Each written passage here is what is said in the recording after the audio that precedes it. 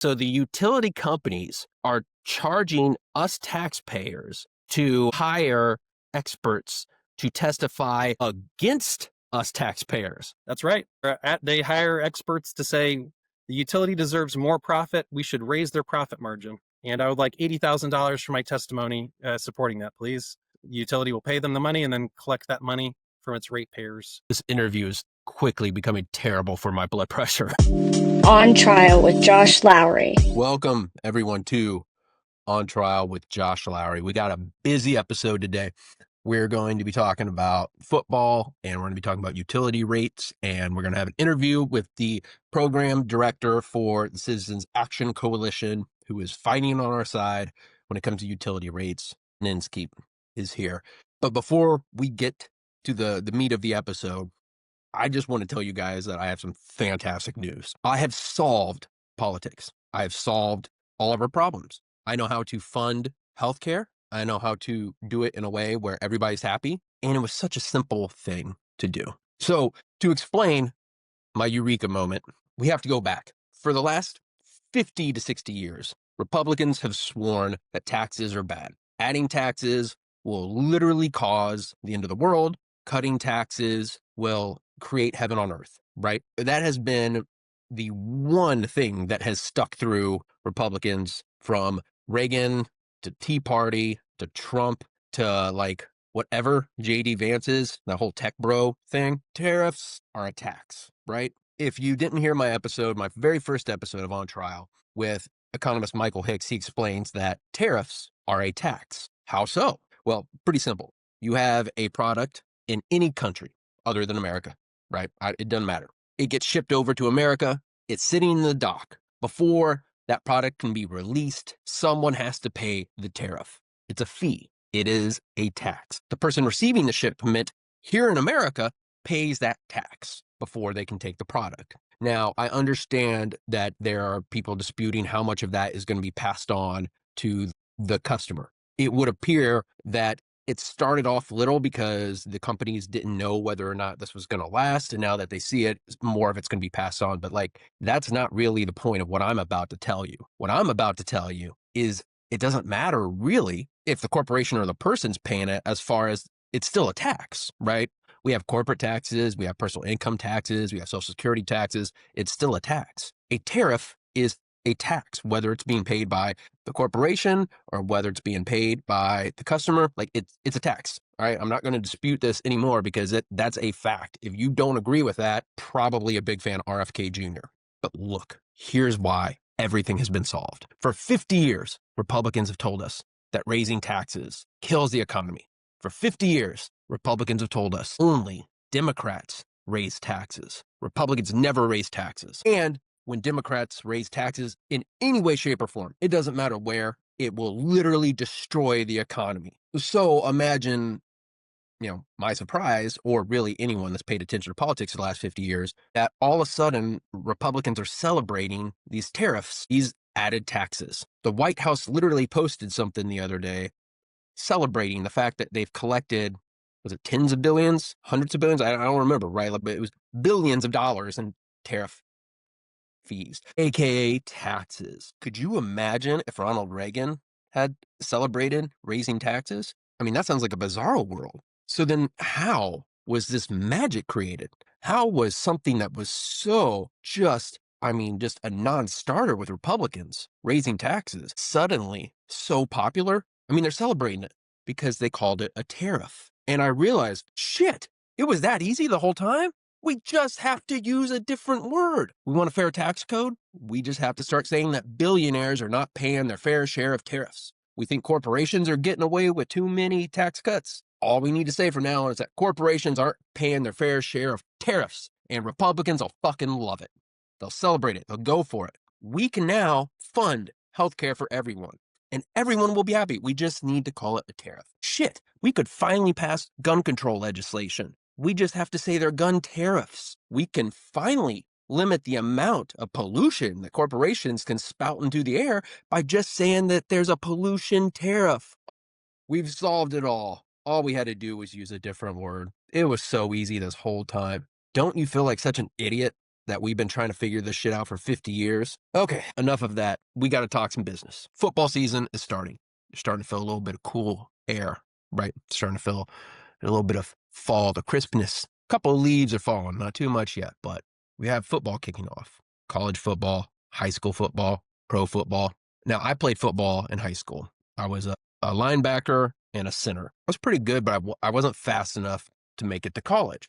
But, I knew some guys that did go on to play in college. And so you kept following.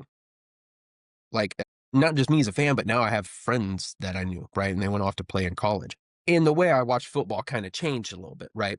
Because originally growing up, I'm growing up in Indiana during Peyton Manning's heyday. We're good. It's amazing. I'm following it because I like the guys that remind me of me, the middle linebackers, the center, although I wasn't not big enough to be a center, but that you work with what you got. So as I get older, you start to realize, okay, these are people.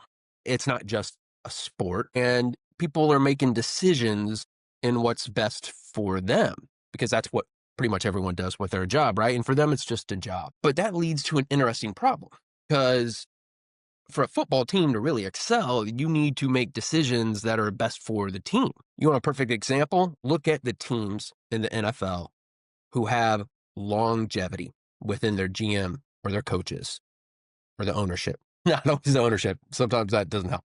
But when a GM knows that they have some stability, they know they can take some risks when they make picks. They can build long term. Because look, some players you pick and they're ready to go right that season. Some players it's going to take 5 years for them to develop. For most GMs, they're not going to be there 5 years from now. So they got to make a decision that helps them now.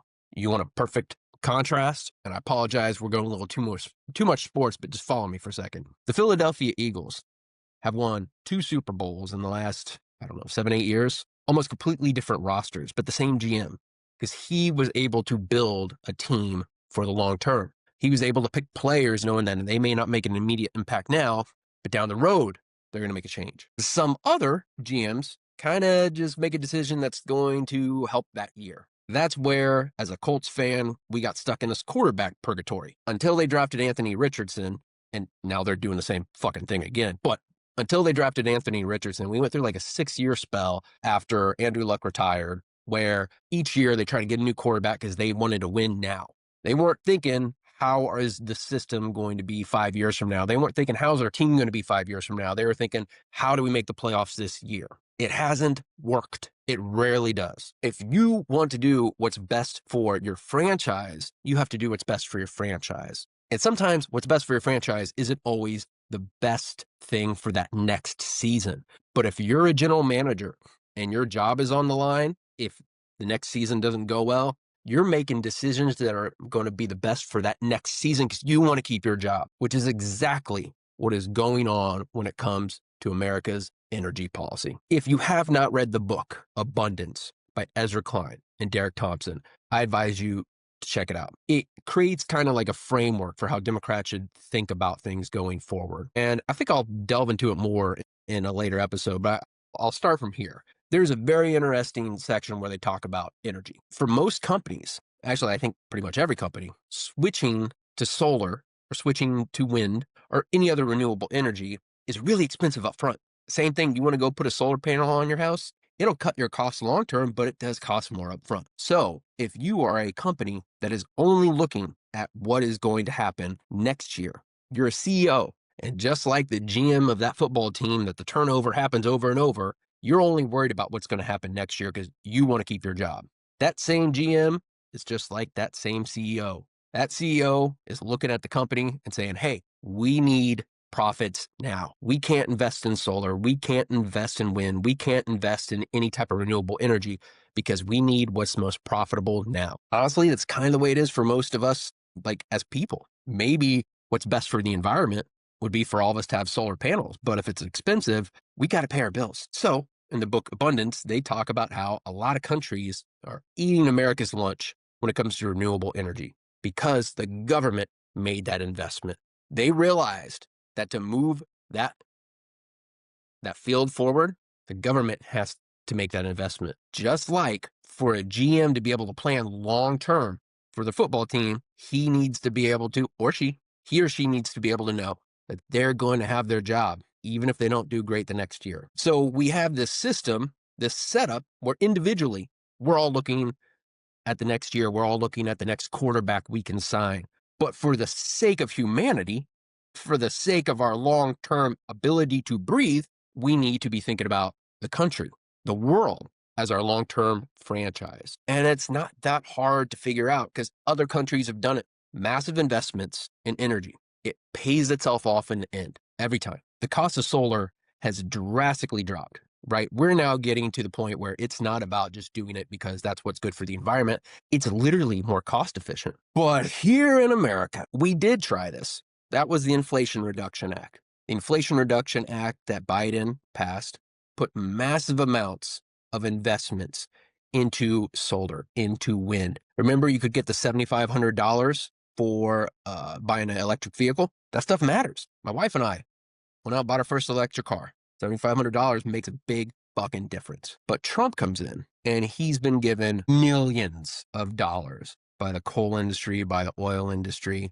by the gas industry. And so he's looking at what's best for him. And those companies are looking at what's best for them. And that's to get rid of all those tax credits, to get rid of all that investment. Now, it might be what's good for the country long term, and it's definitely what's good for the world long term. But for an oil company, the only thing they're concerned about is their job, and that's to maximize profits. Hard to maximize profits for oil, gas, and coal when people are not using it anymore. So because we have a federal government and a bunch of companies aren't thinking long term, we are effectively that franchise that's just going from year to year, getting a new quarterback, hoping we make the playoffs. And we're sitting around and we're looking at all the other countries that have been thinking long term. And now they're excelling when it comes to their energy production, when it comes to the renewables. They're finding a way to make the environment cleaner while saving themselves money because they thought long term.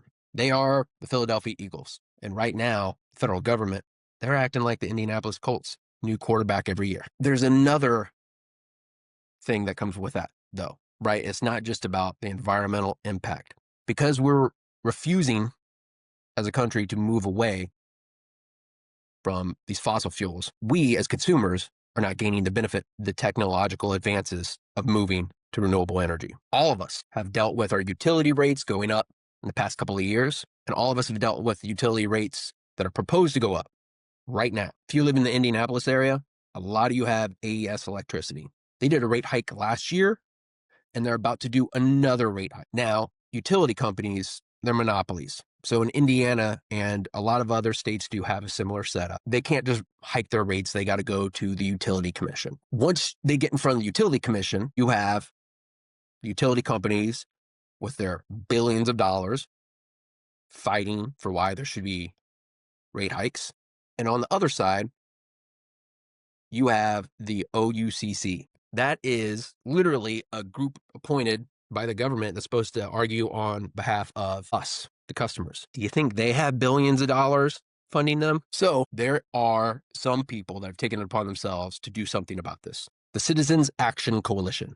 Ben Inskeep, our guest, is the program director of the Citizens Action Coalition. They're basically a group that says, all right, we're going to fight for the customer. I want everyone, I'm going to make sure I put their website link in the notes. Like, go check them out, support them. If they tell you there's somewhere where you can go and testify or a statement you can give or something you can do to fight against the greed of these utility companies that are literally sending us backwards, do it. I did it last year. I went and testified against the Duke rate hike. The rate hike was less than they asked for. So like, it did make a difference. I don't want you guys to think, see, I do think, do you hear how many times I said the word think? I'll tell you what, if you ever want to hear something awkward or know how you talk, I'm an attorney and I take people's depositions, meaning I question them under oath.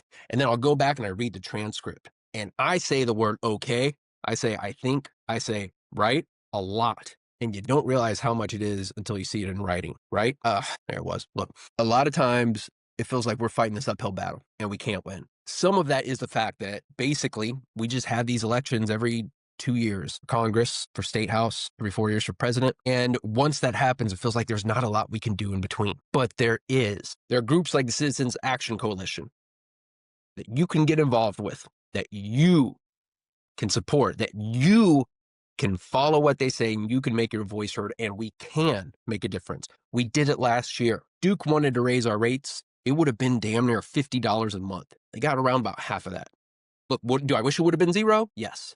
But I guarantee you, if you didn't have the Citizens Action Coalition fighting for it, if you didn't have us regular Hoosiers that went there and testified, if you didn't have us regular Hoosiers that sent emails and wrote letters and called our congressmen and called our state representatives, our state senators, they would have got the full amount. Every Hoosier that has Duke probably has an extra $300 in their pocket a year that would have been going to Duke for the same services, just because they wanted to increase their profit margin, which was already absurd. We did that.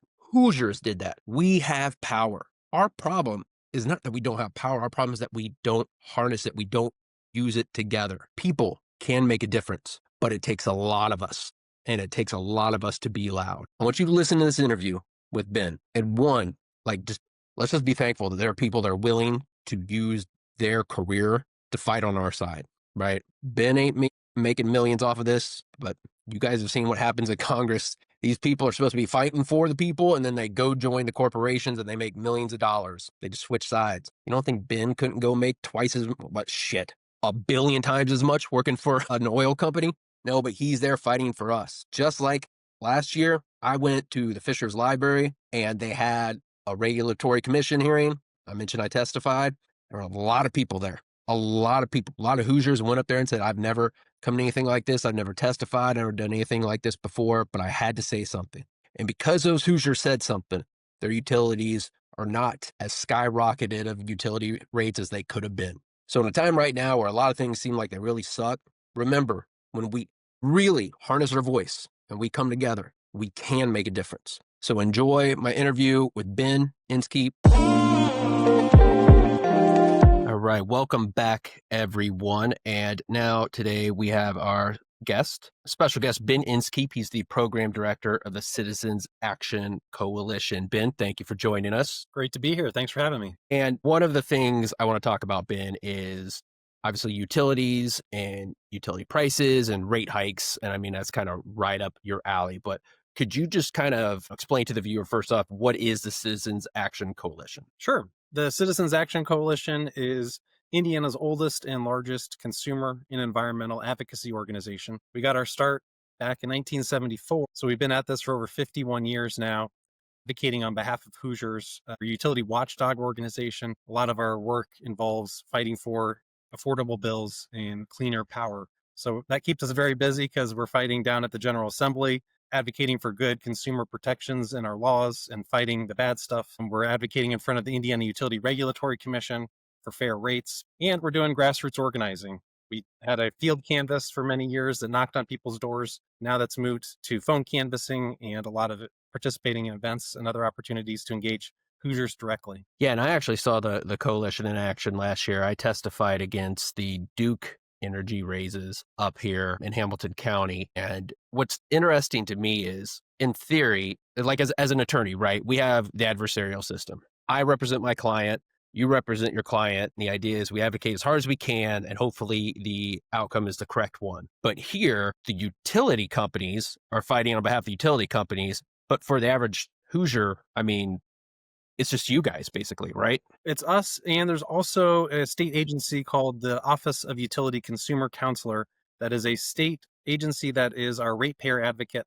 They advocate for all ratepayers, so that would include residential ratepayers, but they're also advocating for other types of ratepayers like commercial and industrial ratepayers. So there's not a dedicated residential advocate, except for us. Citizens Action Coalition is typically the only residential-focused organization that is engaging in these utility proceedings, fighting on behalf of Hoosier residential households. And so let's start from the most basic level for the listener and myself, honestly.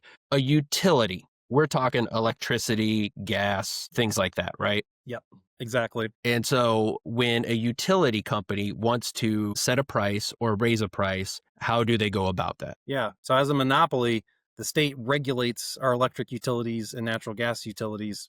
So they actually have to get permission to change their prices or change their terms of service. So in order to do that, they have to go through a process called a rate case or a similar type of proceeding in front of our Indiana Utility Regulatory Commission, which is the body that has the authority to approve, deny, or modify these types of proposals. And potentially, as you were maybe alluding to earlier, this is an adversarial process that is very similar to kind of a court case. You have a judge that's presiding over the proceeding. You have parties making their arguments. You're filing legal briefs. You're filing expert witness testimony.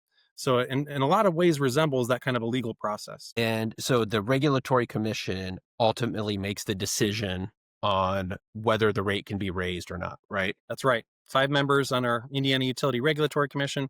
They're appointed by the governor and they serve 4-year terms, and those terms are staggered. So you're not having the whole commission turn over in 1 year, but rather every year or so a new commissioner's term expires and the governor goes through a process of appointing a new person as that commissioner. So the governor appoints the commissioners. That's right. And unlike many other states, there's no legislative oversight of that in terms of they do not have to confirm who the governor picks as their commissioner. So the governor can appoint any person that he wants. There is a process where there is a nominating committee that they kind of go through the process of interviewing candidates. But yes, at the end of the day, the governor has discretion to choose the person that he or she would like to be on the commission. So the governor does have the authority. I believe there's only a few restrictions on that. One of them that's baked into our law is that only 3 of the 5 commissioners can be of the same political party. Can't have 5 Republicans or 5 Democrats. Rather, you have to have maximum of 3 from one political party. So what is the current makeup then of the commissioners? I believe the current makeup is 3 Republicans and 2 Democrats. Okay. Just wondering. So the governor basically has unilateral ability to appoint the commissioners who are then going to decide whether or not a utility can raise its rates. Are the utility companies allowed to donate to the governor? Sure. Yeah. Utilities regularly make campaign contributions. They can do political lobbying. They can do electioneering. They can do all sorts of things to engage in the process. It doesn't have to be direct financial contributions. There's many other ways to garner influence, if you will. So that is part of it. They're not, they're very politically active. We'll say that. They're very powerful. They're very used to dealing with state lawmakers. These are entities that have been around for potentially over 100 years in some cases. So these are longstanding entities that have a tremendous amount of political power and influence that they've accumulated over many years of operating in the state. Now, you mentioned earlier that in addition to you guys, there's also an office that the OUCC, is that it? OUCC. Yep. Okay. Exactly right. So they are involved in the cases, right? They are involved, yes. But do they lobby at all? They're a state agency, so they're not doing lobbying like an electric utility is. So their lead person at the OUCC is the consumer counselor, and he or she is appointed by the governor as well.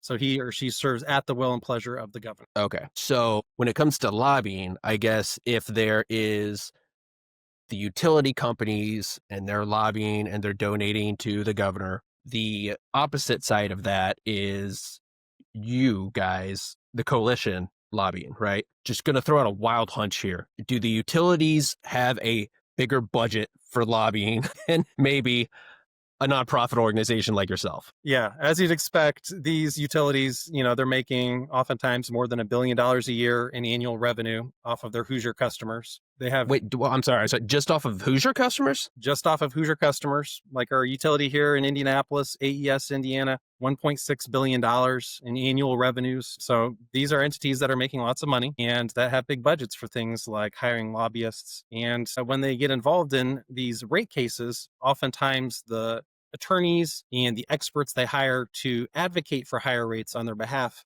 are paid for by ratepayers themselves. In other words, they charge us the bill for going out and hiring top lawyers, top experts from around the country that are really expensive. They don't care how much they spend because they'll just stick us with the bill for those experts and lawyers at the end of it. So the utility companies are charging us taxpayers to hire experts to testify against us taxpayers. That's right. They hire experts to say the utility deserves more profit. We should raise their profit margin. And I would like $80,000 for my testimony supporting that, please. The utility will pay them the money and then collect that money from its ratepayers. So there's a huge problem here, as you can imagine. Utility gets to hire whoever it wants to fight its cases, to make a very strong argument. They sometimes will have 24 experts come into a case and file testimony on their behalf. An organization like ours, we don't get state taxpayer dollars. We don't get ratepayer dollars. We don't have that kind of budget. We don't have those kind of resources to go toe to toe with the utilities. Oftentimes it's a David versus Goliath type of scenario, but we're doing our darndest to fight in these cases and raise the concerns of regular Hoosiers because we know the utility is well represented. The utility is being heard. We know Hoosiers need somebody speaking for them in these really important proceedings too. Absolutely. Absolutely. How big is the coalition? I mean, like how many employees, how many volunteers do you guys have? Yeah, our strength in many ways comes from our members from across the state of Indiana. We have thousands of members that we really appreciate their support, financial contributions, and we're a lean team that actually works at the Citizens Action Coalition.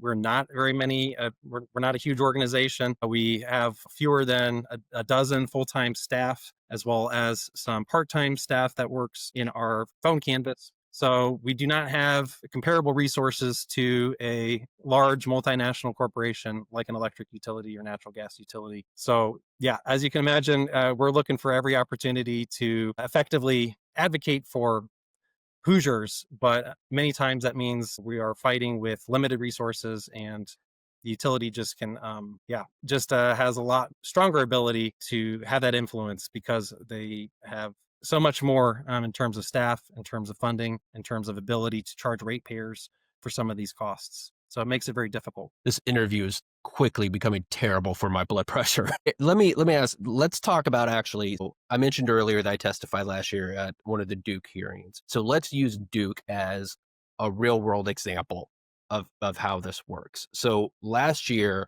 Duke asked for a rate increase that could have been, I believe the number was, it could have cost us up to $50 a month for the average customer, right? So that's one of the hearings. I see Duke testifies, they have experts.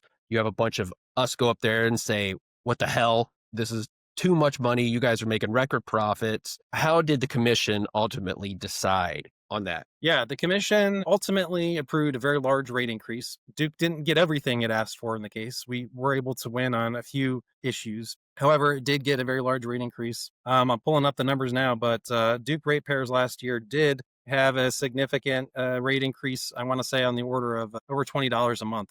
So it was still a very large impact at the end of the day. Yeah. And I can tell you, I've already seen it on my Duke bill. Absolutely.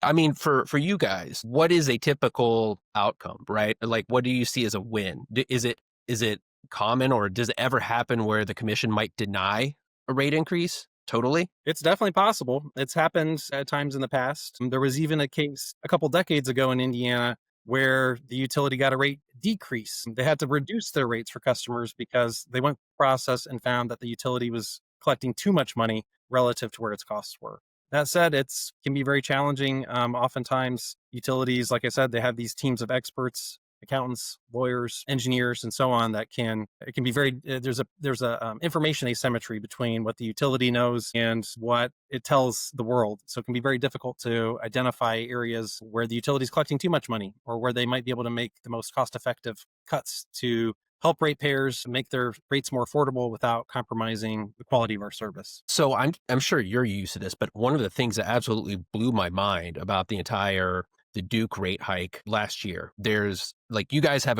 for anybody that doesn't know this, they have a website, Citizens Action Coalition, that covers a lot of this stuff. I believe the OUR or the OUCC also puts out some information on this. But one of the transparent things is like, Duke is a public company, right? We know how much they make, how much their profit margin is. And they were basically just saying to the state, we are entitled to a certain amount of profits off of the Indiana people. And I think what shocked me about that is, I get when you say to the commission, hey, here's how much it costs us to deliver these services to customers. But when they're saying we deserve X amount of profit, I mean, how do you even go about arguing for or against that? You know what I mean? Like, does the coalition say, hey, the standard profit margin is X% and that's what this should be? You know what I mean? Like, how do you even know where to anchor that argument? Yeah, that's right. One of the factors built into our rates is a profit margin for the utility shareholders. And yeah, the utility will come in arguing for a really high profit margin and saying that that's the correct level to compensate their investors. Consumer advocates will come in with testimony showing the opposite, saying it should be lower. And the commission has tremendous discretion to set that profit margin level wherever it determines is reasonable.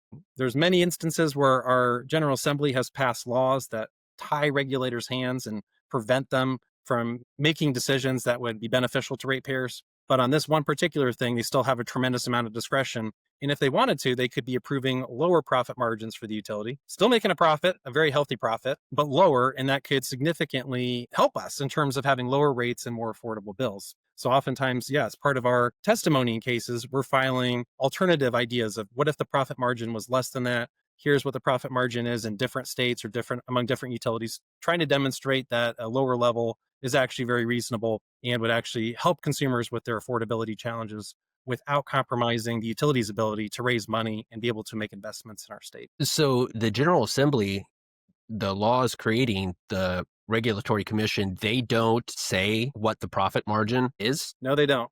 Because I mean that is something that probably changes over time too, as you think about it. Part of the cost of service, if you will, is that investor rate. You know, what's fair to compensate the shareholders for the equity they contribute to utility. Another element, though, is the debt that the utilities are going out and getting debt for part of the financing. And that changes over time with interest rates and depending on the markets. These numbers do change over time. And I think it probably is reasonable to have regulators scrutinize this and determine what the fair value is. It can be difficult for a lawmaker to establish what that fair rate is and what happens if things change over time that might impact that. But at the end of the day, also, you know, does beg the question of should we be having a model in the first place where you have an investor-owned utility and their whole model is on increasing profitability, increasing money going to the utility, which is directly counter to what we want in terms of our electric utility service being affordable and universal to everybody. We want all Hoosiers to have access to uninterrupted electric service. And so I think there's a tension here of when the entity that owns our utility is trying to raise rates as high as possible, is trying to have the biggest profit margin possible. It kind of goes directly against our interests as consumers, as the folks using the utility. Yeah, and I think also what's just so different from a lot of other private corporations when they're trying to increase their profit, right? Like if Apple decides they want to get a certain amount of profit, okay, because at the end of the day, you know, I could decide not to buy the iPhone. I could go buy something else. But here, like you want to turn your electricity on, you don't have another option. And so it's literally a service that is necessary for life. And so it's the government actually deciding what the profit margin is, which is very different from, I think, basically any other product. Exactly. So I guess my question is like, how do you as the coalition balance that? Because I mean, look, if this is the model that we have and that it has to provide profits, I get it, right? Like if people want to get return on their investment. And so that makes sense. But also when Hoosiers are struggling to pay their bills and we keep hearing about utility companies setting record profits, something feels like it's not adding up. So how do you guys go about figuring out what you're going to advocate for? Like when you guys say it should only be X amount, how do you decide that amount? Yeah, well, a lot of this is difficult because there isn't necessarily a one correct answer. You're not going to get everybody, all the experts to agree that the fair profit rate is X percent because there is some subjectivity, part art, part science. It's not an objectively necessarily, a single correct answer. So I think what we're trying to do is raise to the commission that not only do you need to consider the financial health of the utilities, which they get a lot from the utilities about that being an important thing to consider, but you also need to consider your ratepayers. And if you increase this profit margin, it's going to have this impact on ratepayers. And as you mentioned, so many Hoosiers right now are struggling to pay their utility bills, are struggling with the cost of living increases. And we know how serious it is when somebody gets behind on their utility bills and even has their power shut off involuntarily by the utility. It can mean you lose your apartment or you lose your housing because it's no longer determined safe to live in. It can mean if you have kids, it means you could have your kids taken away from you because you no longer have a safe living environment. It can mean you're choosing between eating food, getting medicine, and paying your utility bill. It puts people in impossible choices. So these are the types of concerns we try to raise, elevate for consideration by the Utility Commission, because we have a state law that now says you have to consider affordability. That's one of the mandated 5 pillars of Indiana electric utility policy. And so we need to make sure that that pillar is being taken into consideration. What's not a pillar, what's not part of our state policy, is giving exorbitant profits to shareholder investors of our utilities. You mentioned earlier about the model that we're talking about, like with Duke, right? Are there other models of how utilities are paid for? Like they're not, I guess, maybe public companies where there's shareholders and such? Yeah, there are. And they exist right here in Indiana, even. Some Hoosiers have their electric service provided by a municipal utility or even a rural electric cooperative, an REMC. So these are 2 other models that exist in Indiana and in other states across the country. Some other states have another model called the retail choice, where the electric, you still have a monopoly utility providing the grid services, the transmission and distribution, but then you have different companies that can offer different types of electric supply, and you can choose your supplier. That gives you a little more choice over where your electricity comes from and the price of it. So there are different models out there that could be explored, that could be considered. This is not the only model that exists. And in fact, we have other ones that are in place today, many of which have lower utility bills than our investor-owned utilities. And that was going to be my next question. So let's just talk about the REMC model, right? Because that's an Indiana-specific one. So generally, are their rates lower than the, comparable, whatever, Duke Energy? They can be. It's a little bit difficult to do apples to apples comparison because they serve somewhat unique geographic areas. The rural electric cooperatives tend to serve rural areas, as the name implies. And these Makes areas, sense. right. And so these areas, this came about actually because back when we were first getting electricity in this country, the investor-owned utilities primarily targeted those areas like cities where they knew there was a lot of customers in close proximity. And so they didn't have to build out as much infrastructure to serve those customers. In other words, they saw it as a good profit-making opportunity. These are the most profitable customers all in one location. It's not profitable for us to build out transmission and distribution lines to those rural areas where there's few customers. And so they just didn't electrify those areas until the New Deal came along and we had the creation of these rural electric cooperatives. We had the federal government providing financing and enabled the incredible electrification of our country, thanks to that type of system that was put in place to fill in the gaps for that profit-driven market that was not meeting the needs of many Americans. So there is this alternative model. It can be a little bit difficult to compare apples to apples, like I said, because there's this different focus of the utilities historically. But what we do see is the cooperatives, they don't have to build in that profit margin into the rates the same way. They still have another mechanism to make sure they're financially healthy, but it's not that financial drive to increase your rates continuously over and over and over as high as possible. And they're elected. You have elected leaders that are from your communities, that are being served by the cooperatives.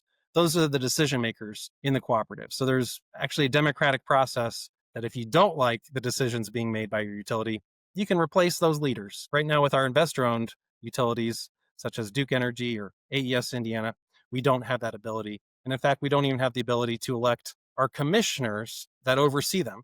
The commissioners, again, appointed by the governor. So we don't even have that democratic intervention to elect our regulators in that instance. So let me ask you this. As you may have noticed, we more and more on a daily basis live in an authoritarian dictatorship. Pretend that Ben Inskeep is the authoritarian dictator for one day, but your authoritarian dictatorship only extends to utilities. What model would you want to see that gives the best for the taxpayer, both from they still get the service they need at a rate they can afford, but it gets the job done? That's a great question. I think speaking as just myself and not for my organization, I don't know that as an organization, we have a specific perspective on that. I would say that some of these municipal and electric cooperative models have a lot of attributes that I think are really worth exploring. Now, in practice, we've had challenges with how they've been implemented in some places. So I think we could learn lessons from that and consider a whole new model that builds off of these existing models that maybe takes some of those weaknesses into consideration. But in general, I do like the fact that in an REMC, you can have democratic elections, you can elect the individuals, You have some sort of community connection. So the folks that are in charge of the utility are from your community or from the area.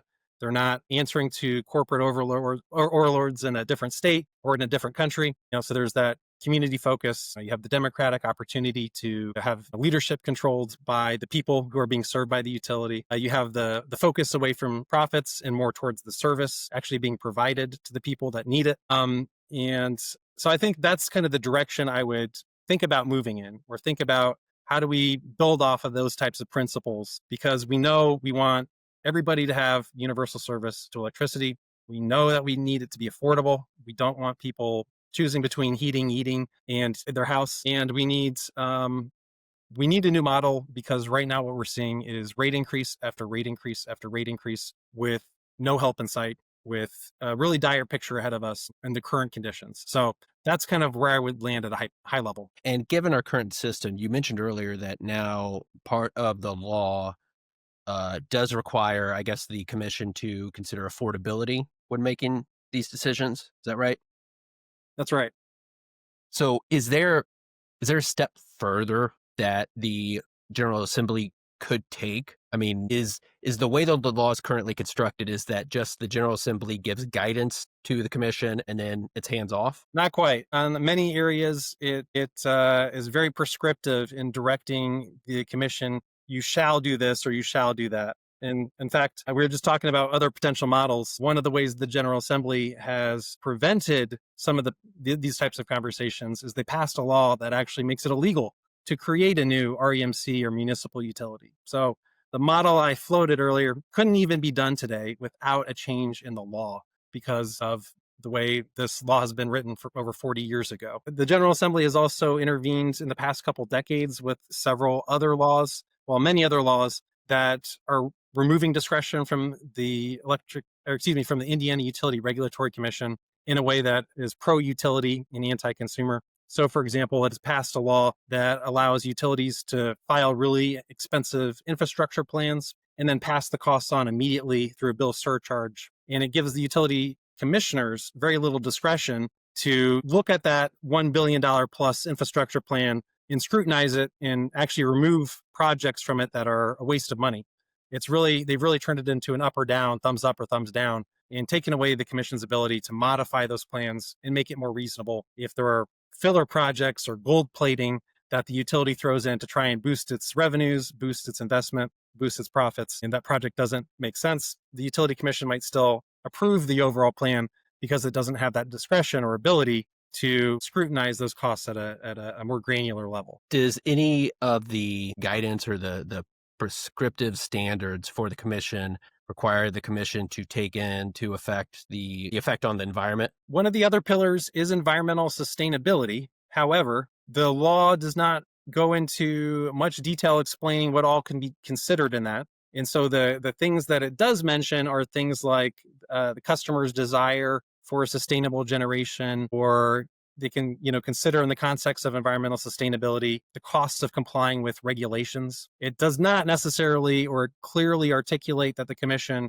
should be considering the environment for the sake of protecting the environment, or for ensuring we have a habitable climate, or ensuring that Hoosiers aren't breathing in unsafe levels of pollution. The IURC typically views itself more as an economic regulator and says we're not an environmental regulator. We're not here to second guess utility decisions to build a coal plant versus a gas plant versus a renewable project on the basis of the pollution it does or does not generate. So the utilities building plants that have an effect on the environment, the commission oversees and approves these things, but the commission only views itself as regulating economic factors. They don't think that they regulate the environmental part of these utilities. I think they would say that that's the Indiana Department of Environmental Management's job, IDEM. IDEM is our environmental regulator. The utilities, sure, they have to go to IDEM to get certain permits or to get, go through certain processes at IDEM to ensure, their environmental impacts are mitigated or meet certain standards. But the commission has typically not taken a view that they can deny a certain project simply because of, the pollution impacts, or similarly by just focusing on those kind of environmental criteria that are still really important for Hoosiers that are impacting our quality of life. There's something about the General Assembly that leads me to believe that any result that turns out into more coal being burnt, they see as the right decision. And I have a feeling that might be why they don't see so much of that as part of their decision. But let's go to the one I think that's in front of a lot of Hoosiers and viewers of this podcast, the AES rate hike. Can you kind of just walk us through real quick what that is and what's going on there? Yeah, AES has proposed at the beginning of June a new rate case in front of the Indiana Utility Regulatory Commission seeking a very large increase in their rates. We're talking an extra 29% in terms of the revenue they want to collect from customers here in central Indiana every year. So I mentioned that $1.6 billion in revenue they currently collect from us in central Indiana. They want to bump that up to $2.1 billion every year they're going to be collecting from us. What's that do to our bills? They want a $30 per month increase in the typical central Indiana household bill by the beginning of January of 2027. So we're talking a very big increase in a short amount of time, right off the back of another rate increase. They just had a rate case go through last year. We saw some of those bill impacts over the past 12 months, $17 a month extra on AES Indiana bills. This would be on top of those impacts. So really concerned by January of 2027, typical household bill here in central Indiana could be nearly $190 per month. And that'd be what, $50 more than it was just 2 years ago? It's a pretty shocking jump. I think it looked like over about a period of 3.5 years, bills would go up a total of $55 or 40%. So we're talking a very sharp increase in a short amount of time, compound annual growth or growth rate of over 10%. So 10%, 10%, 10%, bill going up every year after year after year. And that really adds up when our wages aren't keeping up, when our cost of living and other attributes, our grocery bills, our rent, our childcare, all that's going through the roof at the same time. Yeah. I need every viewer to raise your hand if your raise every year is 10%. Yeah, nobody raised their hand. What is AES's justification for why they need to do this raise? Yeah, AES points to a few factors. They even made some investments in new generation. So they've done things like they have a Petersburg coal plant that they're converting from coal to natural gas, and that requires an investment. There's general inflation they point to. There's things like the storms that we've experienced, and they need to recover some of those storm recovery costs. But when you look at some of the details, you see that there's a lot of other stuff thrown in. You see that part of this $30 a month increase is a big increase in the profit margin. They want to bump up that return on equity from 9.9%, which is already the highest authorized return on equity of our 5 investor-owned electric utilities. They want to increase that up to 10.7%. So that's responsible for a solid chunk of the requested increase. That's before you get to some of these other costs that have continued to increase. So we're scrutinizing some of these costs in more detail. For example, one of the costs that stood out to me is we see their tree trimming costs have gone through the roof in a very short amount of time. Went from $15 million in 2022. Now they're nearly tripling it to $43 million. But now they're asking permission to trim fewer lines every year than they did in the last rate case. So more money, but worse service as a result. Strikes me as something somewhat concerning. So we're going to be looking at a lot of these things in closer detail to make sure that Hoosiers aren't getting our foot in the bill for things that are unreasonable. And one more thing I want to mention is we just went through a billing problem. They just invested in an $84 million new billing system for customers, rolled out November 2023. It was a disaster. It led to customers not getting billed for months on end. It led to some customers getting the wrong bill. And perhaps most egregiously, customers that had signed up for their auto withdrawal from like their checking account from their bank to pay their bill, some of them got debited for one bill multiple times. One customer got debited 10 times for the same bill. And AES did not correct those incorrect withdrawals from their account right away. So we had customers for weeks on end that AES had taken money out of their checking account illegally and was not giving it back to them promptly. And they were scrambling to figure out, how am I going to pay my rent? How am I going to buy groceries? My utility just took $1,000 out of my account when my bill was $100, and I'm not getting that money back right away. More than half of Indiana lives paycheck to paycheck. The average Hoosier cannot afford to pay their electricity bill 10 times in a single month. Yeah, you think it's bad when you have to pay one bill that's high. Imagine paying it 10 times. because the utility made a billing error in its expensive rollout of the new system. There seems to be some irony to me that we always hear people say they want to see the government run like a business, but basically the government is subsidizing a business that doesn't even run like a business. Wait, so what was the 17% or the increase last year? What did AES say that the hike was for last year? Well, one of those cost increases was for that brand new billing system that they wanted to roll out, that they said was going to increase efficiencies and be great for customers and have all the new fancy bells and whistles. And we've seen that's not been the case so far. So they raised rates last year so they could screw up everybody's billing this year. I mean, part of the cost there. I mean, and that was, a smaller rate increase than they're proposing now too. So yeah, they're adding insult to injury with the latest round that's much higher. Feel like common shame should make them want to wait a year. You know what I mean? Like if I just absolutely screwed everything up at work, I don't think that would be the time I'd go to my boss and be like, hey, I need you to raise my profit margin. Like now's not the time. Yeah, you know what? I think the timing was very interesting on their part because, it hit right after this rate increase. So I don't think it was looked upon very favorably. We even saw a social media post from Governor Braun that took them to task and criticized this request. So I think they got attention of a lot of people, but in many cases, it wasn't positive attention. So the average, not just the average, any Hoosier that's hearing this and says, I have AES Energy, I don't want my rates to go up, and especially for these reasons, what actions can they take? Yeah, I would encourage all your listeners to please come out in August to the public field hearings in the AES rate case. There's going to be 4 of them. So you have 4 options to choose from. They're going to be held at different parts of town. We have all the details on our website. We have a whole webpage at the Citizens Action Coalition's website dedicated to the AES rate increase proposal that has the information on how to get there. The first one is August 18th. That's a Monday. It's going to be on the south side at the West Perry branch of the Indianapolis Public Library.